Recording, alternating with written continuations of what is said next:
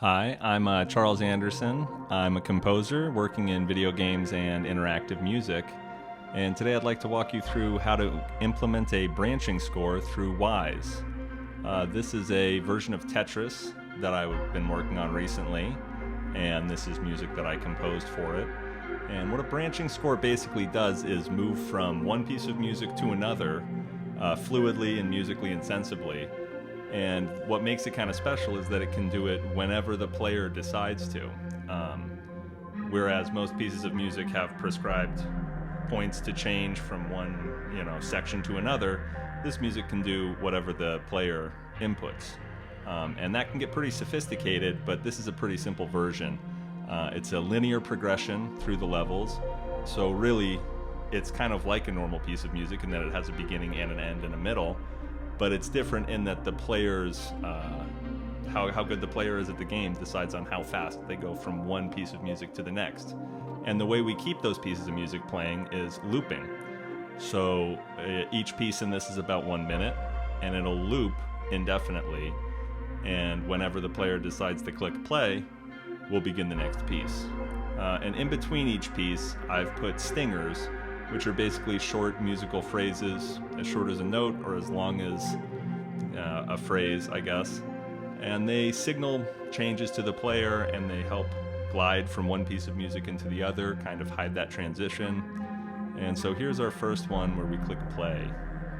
And this is the stinger, and this is the music now. So the pieces aren't the same piece of music, but they're fairly closely related.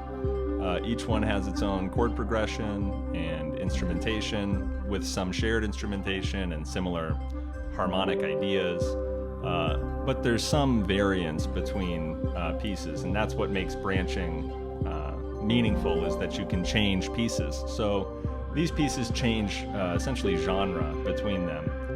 So this is kind of a ambient house music inspired track. It's supposed to be a little engaging, a little forward momentum, but not necessarily moving too much, just presenting kind of musical ideas and then washing them away, hopefully enticing the player in a little bit. The next piece is more hip-hop inspired, and we'll get there at 10 lines, so hopefully pretty soon. And then the last piece is breakbeat inspired.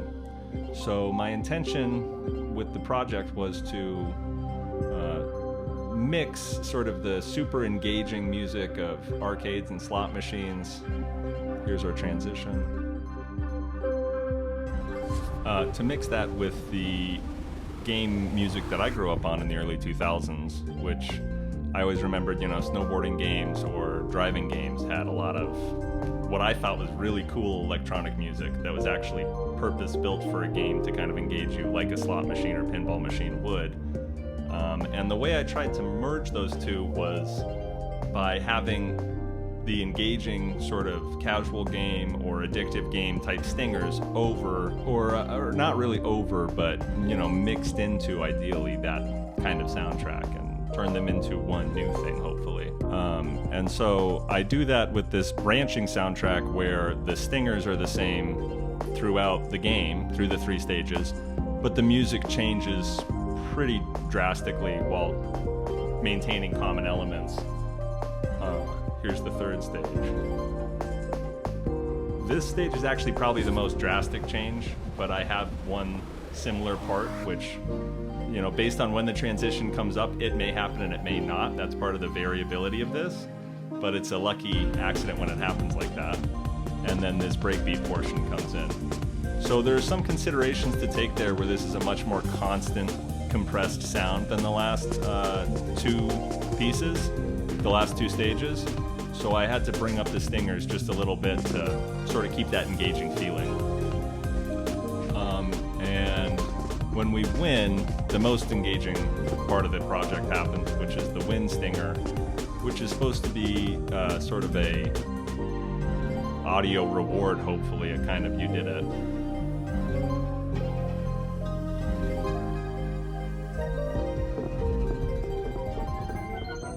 And it's pretty long.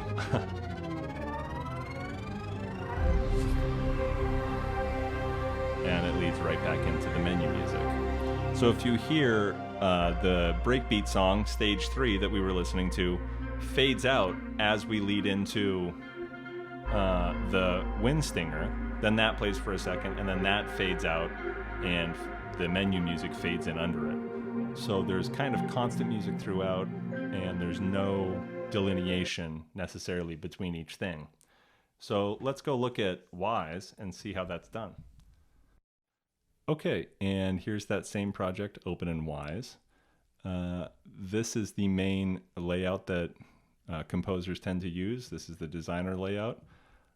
It looks a little confusing off the bat, as a lot of programs do, but it breaks down pretty simply actually. On the right here, this is just a bus. It's just a meter showing how much audio is coming out, you know. And then down here is our transport, which is just like in a DAW. It has play, pause, and stop. And then these are some different parameters that can help change the music while you're listening to it, to show you how different transitions and things like that affect the music. And then over here is the most important part, I would say, of the window, which is your Project Explorer, and it's got all of your data in it, basically. It is how you organize your data, and it's where you find basically every file that's in this project and everything that can be given to Unity. So if it's in the, if it's being used, it's in here in this hierarchy. So to start at the lowest level of the hierarchy, we have tracks, and tracks contain just raw wave files that you import, and they just play them as one-shots. And actually, I'm not sure if tracks, yeah, I don't know that you can actually play a track. You have to be in a segment to play it. And segments contain tracks. So you can have multiple tracks in one segment, each with its own wave file, and then you could fade between them or play them at the same time, whatever. But basically they play at the same time in a segment, or you can slap them after the other, but that's basically just an audio editor function. So in the segment, we can click play. And that's my stinger for going from stage to stage, isolated. And to break this down a bit, this yellow playhead is just where we enter, or where we start playing in this transport. It doesn't really have anything to do with what's being sent in game. This green, I'm not sure how to use really, but it sets your pre-entry. So, oh, you press Control to move it. So it sets your pre-entry, which basically is what plays before this plays. So let's say you have something coming in at the end of a bar. The Wise will get told, okay, start it, let's say, right at the beginning of this waveform here, or whatever, on that bar line. When we tell it to play, it'll play right here. But leading up to that, since we have a bar to spare, it'll play this pre-entry for us. And that'll also be helpful in looping. If we don't want this to play in the loop, then it'll only loop between these two, this red and green marker here. And the red marker controls our post-exit, which I think of as a loop point. But it's also very helpful for transitions. So the loop point basically means you hit that red and begin back at the green and loop indefinitely until it ends, and then it'll play through that. And what's also important is actually every time this plays through, it plays through the entire audio file. It just restarts itself once we hit here, which is very helpful for making good audio loops without having to do it all in a DAW. So the next stage above a segment is a playlist. And you can have a bunch of segments in this playlist, or you can have, I think, even playlists in playlists. But the way I tend to have my projects organized is segments within playlists. And the playlist lets you do a few things. One, it lets you move between segments in a non-linear way. So I have this set to go linearly, but I'm not even moving between segments. But you can have a random sequence or a few different types of things. And it also lets you loop, which segments don't do. They're just one-shots. So right now this is set to loop infinitely. I could have it loop any number of times though. But here it's just going to keep playing that until the player beats the game or loses the game, because this is gameplay stage 3. And then the last level above that is the switch container. And switch containers let you move between different playlists, basically like a playlist, but a little bit more modular. They have a little bit more sophistication to how they move between things. And of course, I have switch containers in the switch container, which you can have as many as you want levels going down to that. So that is all in my default work unit, which is basically just how Wise organizes things. You put everything in a default work unit, and I believe if you have a more complicated project, you have multiple work units for different levels, etc. But my entire game is in this game switch container. All the audio is in there. So what this switch container basically does is, we can start down here. If we have the state set at none, it'll play nothing, which is good because when the game loads, we want it to start at the beginning. We don't want it to basically start at, having played already or having thought it was playing already before it actually loaded on screen. So I'll go and open the Soundcaster here, which you can find in Views, Soundcaster, or click Shift S, and I'm going to set my stage number back down. So this is basically how we simulate playing the game without actually opening the game. And it's a big time saver in that way. This is basically a soundboard, and each of these play buttons triggers an event, which I'll go over in a bit. And you can change your gameplay state. So rather than do that there, I'm going to say game loaded, which would be the first event that plays in the game, which basically just says the game is now running. And when that happens, I'll pause down here. So pushing that start button basically makes the music start, which does it through an event. So let's go look at events. These basically represent information that's going to come from Unity when the game, something happens in game. Let's say the player clears a row. That's going to send an event to Wise that says clear row, and then Wise says when a row gets cleared, I will trigger the clear row trigger. And they can get more sophisticated. I don't have much sophistication here, but this one says when the player loses the game, the round lose event happens, and I'll set the state to round lose, and then I'll set it to menu. And there's a little more information to how you do that over here to customize it. So I have my menu happening 1 second after this so that they don't disturb each other basically and try to set two states at once. And so most of these though send a trigger.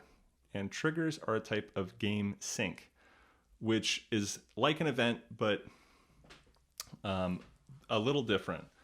So the main type of game sync that I'm working with in this game is states. And states basically say where you're at in the game right now. So if you imagine a game like, let's say Pokemon, there would be an exploration state, there would be the combat state, and there may be an indoor and outdoor state. And then there'd be a pause menu state and maybe a few others. Tetris is a fairly simple game. So we have a gameplay state and a menu state.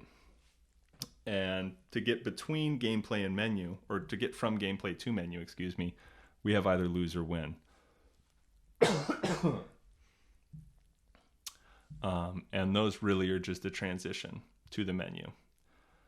So after states, we have game parameters. Game parameters are basically continuous messages coming from the game. So if you imagine events, these things happen as discrete occurrences. One shape lands, and then this happens. One row is cleared, and then this happens. Game parameter is a little different because there's always going to be a level number. Even in the menu, the level number is 1.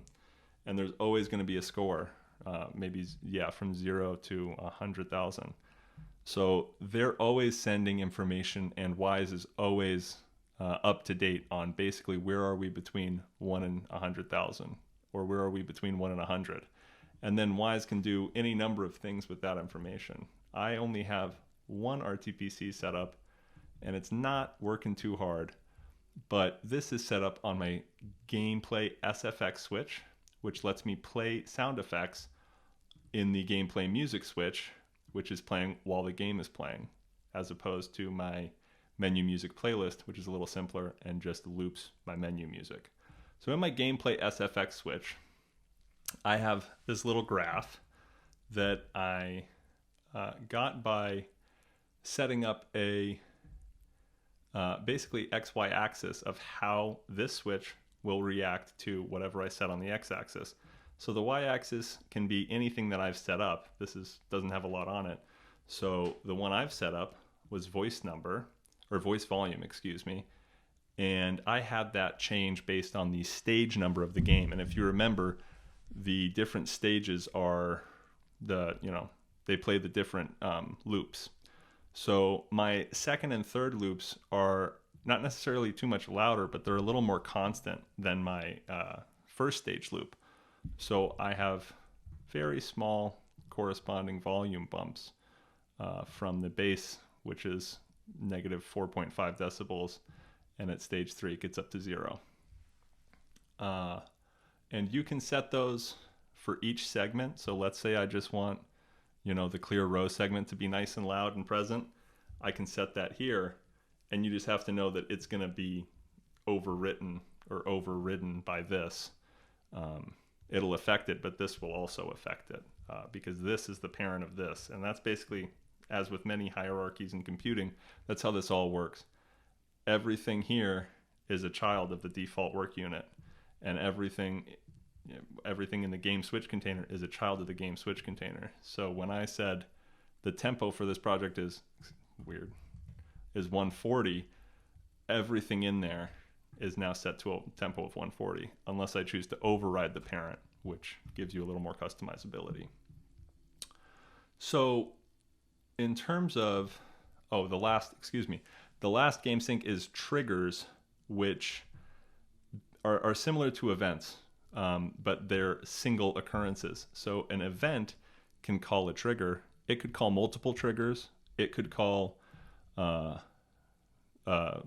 one doesn't have triggers, but it can play a piece of music, start an entire switch container or playlist, or change the state of the game. And it could do all that while setting off triggers.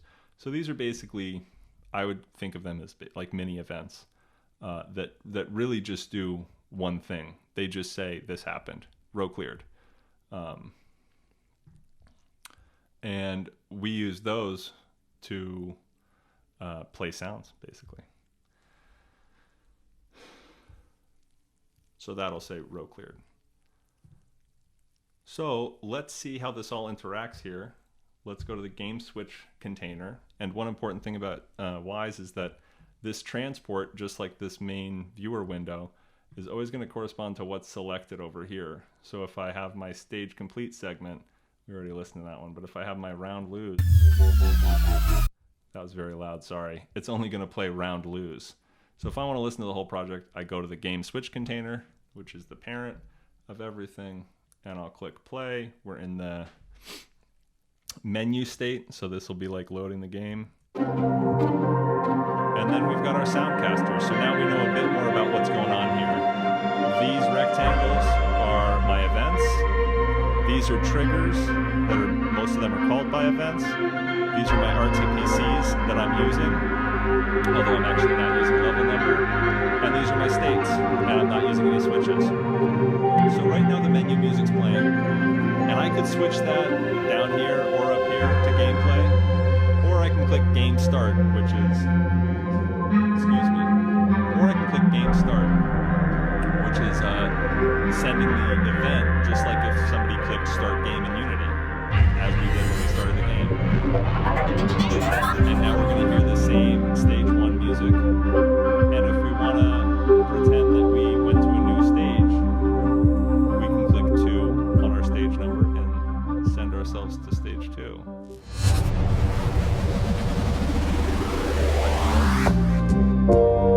One sec.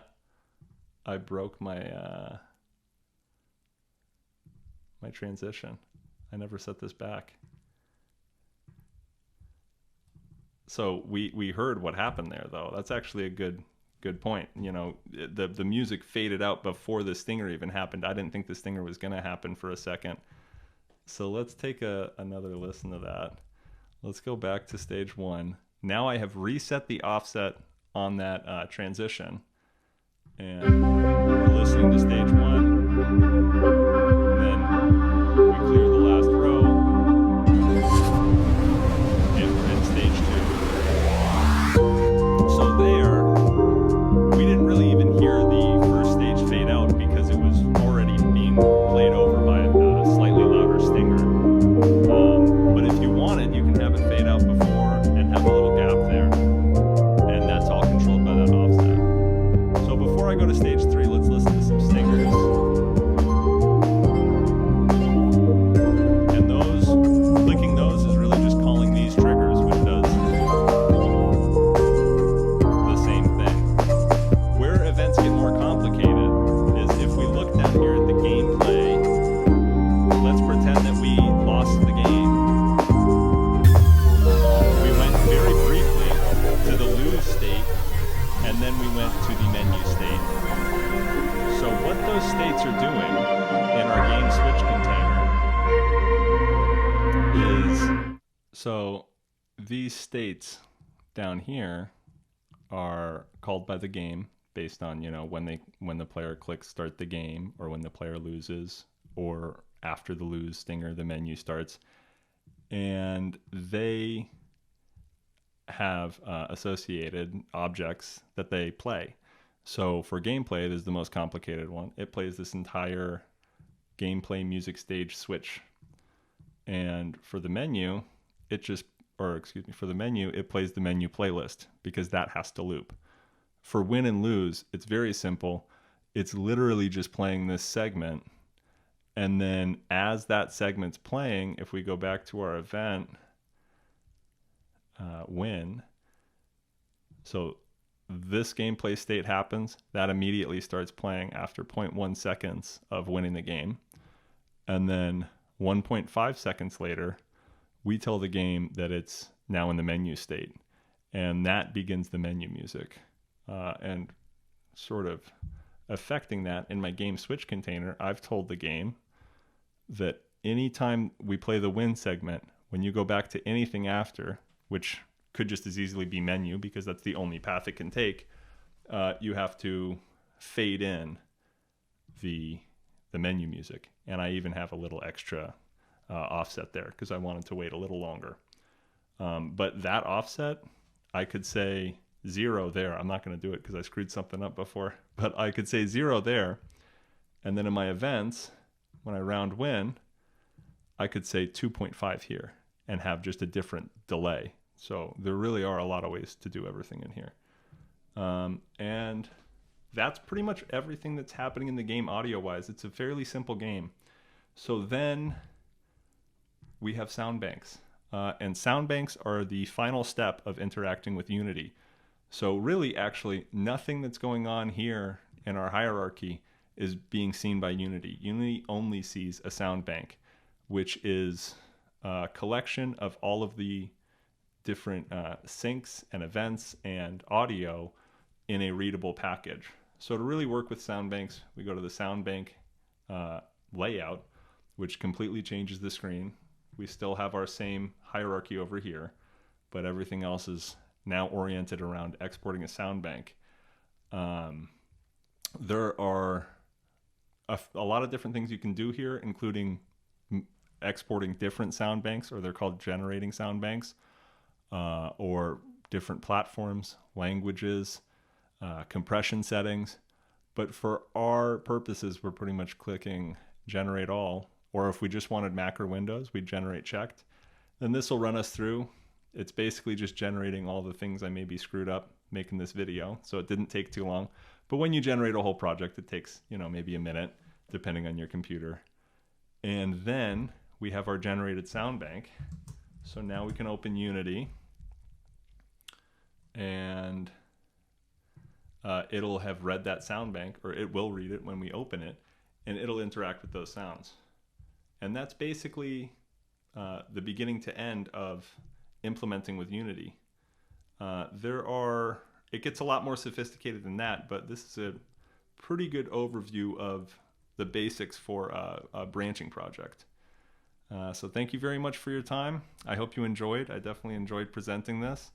And hopefully you have some fun experimenting with interactive audio and video games. Have a good day.